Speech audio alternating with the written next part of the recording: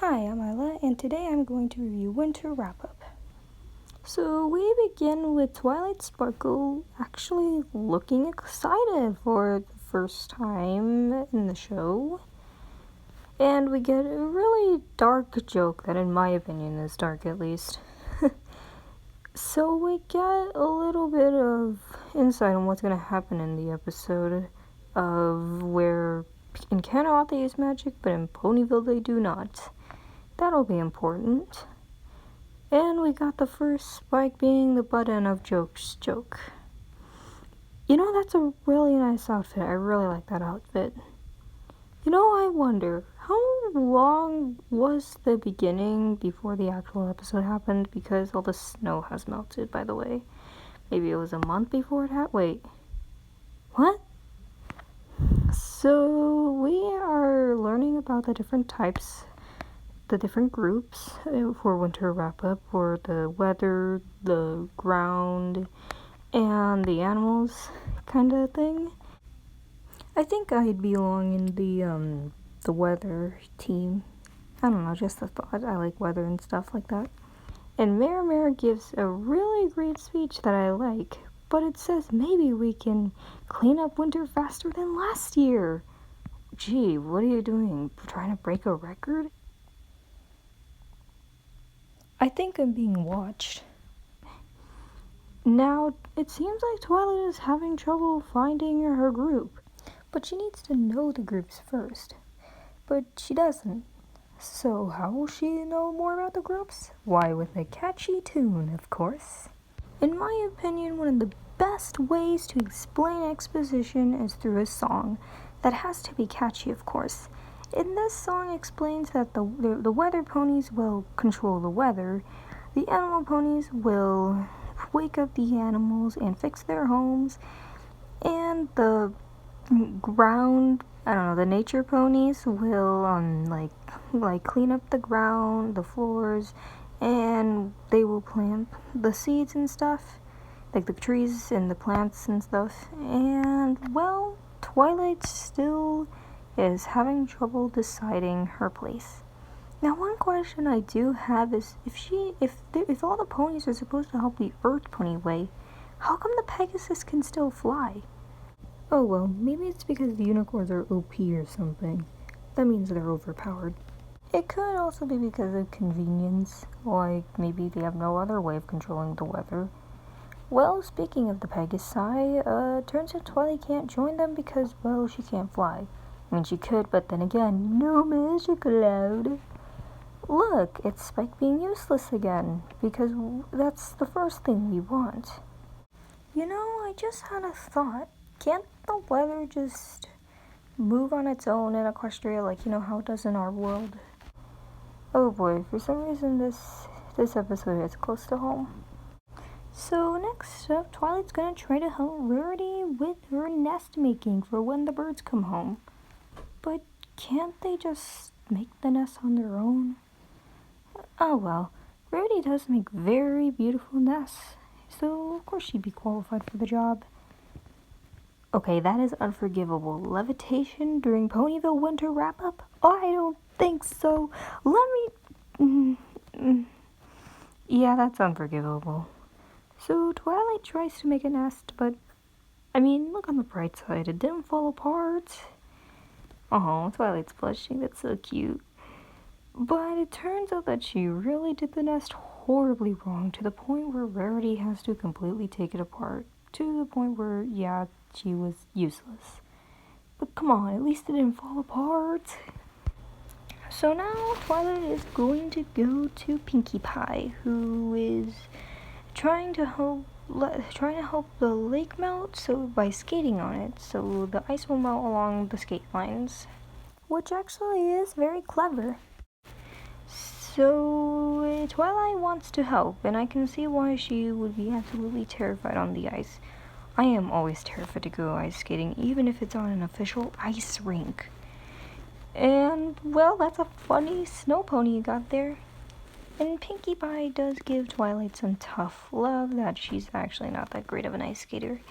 So she instead recommends that she goes to Fluttershy, who seems to be waking up I think those are hedgehogs and porcupines.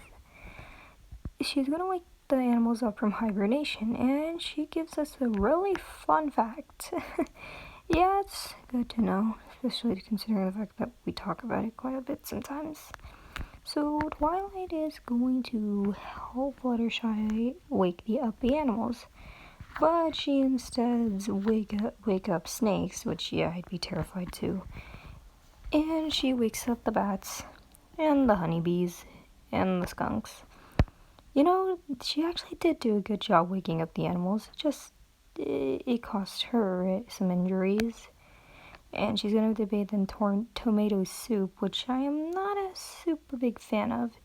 Spike keeps telling Twilight that she should just use magic. And yeah, well, it is true that Ponyville has never had Twilight before. Sometimes you do gotta stick to the traditional way. But then again, Rarity broke that tradition a while ago. Next, Twilight's gonna go to Applejack, and I have to admit, this is definitely one of Applejack's worst moments. Well, she didn't turn down Twilight, but then again, she already had a sour look on her face when Twilight asked her to help.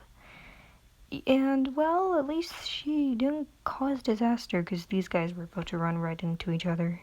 Man, they really need to get organized.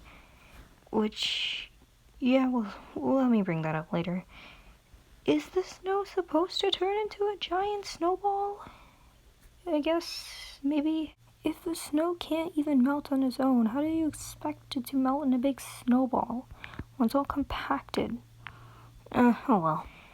And, well, Twilight now just sent down more snow, which completely put the Earth Pony's work into waste. And Applejack gets really mad at her, which causes her to cry. I don't blame Spike for being mad at her. She literally made her cry, making her feel useless. She already had a sour look on her face. She was already underestimating her when she didn't see how great she could be at her strength. Yep, one of Applejack's worst moments. So while the ponies are continuing to wrap up winter, Twilight goes to sulk. And, well, for once, there's actually conflict around the ponies in this episode. We didn't really get much conflict. They did foreshadow it a little bit in Mare's speech, but I think they honestly did a better job. So yeah, there's a lot of conflict, realizing that, yeah, the winter wrap-up is really not that organized. If they're not going to use magic, they gotta be more organized. And, well, Twilight Sparkle is officially on the case. Okay, guys, let me point out that they foreshadowed Derpy Hooves by calling her Ditsy Doo. Didn't the show originally plan to make Derpy Ditsy? Just saying. So yeah, like I said, Twilight is on the case, and we are going to get in what is, in my opinion, a super satisfying sequence of the ponies being organized. The first thing they're going to do is make the nest, then they're going to ice skate on the lake so that way they can melt faster, then they're going to clear out all the snow and plant some seeds. Then they're going to wake up all the animals. Then they're going to clear the skies so that way the snow will melt even faster. Then they're going to plant some more seeds. Then Ditsy Doo brought back more of the birds. Okay, I'm just going to have a headcanon that Ditsy Doo is Derpy's twin sister, okay?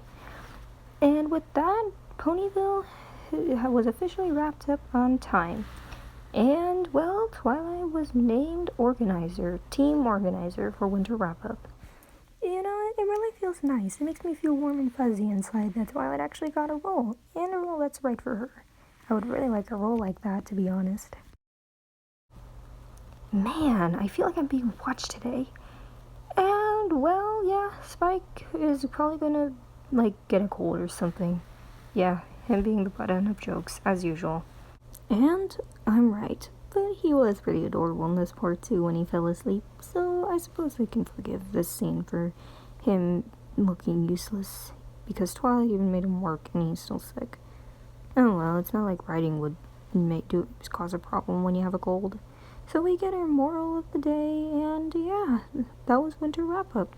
I really like the moral specifically that everyone has hidden talents, and your talents can contribute, and who knows, you might even help people discover new things they were doing wrong, and ways they can make their life better.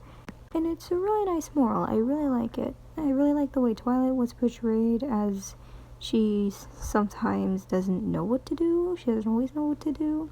She has to get used to new environments, and it was really nice character development for her. I didn't really like how Applejack and Spike were portrayed, but I suppose it's fine. I suppose it's fine, really, because what can you do, really? It gets better throughout the show, at least. So yeah, I give this an 8 out of 10. It was a good episode. I really liked it. I hope you guys enjoyed this review, and I'll see you in the next one. Bye!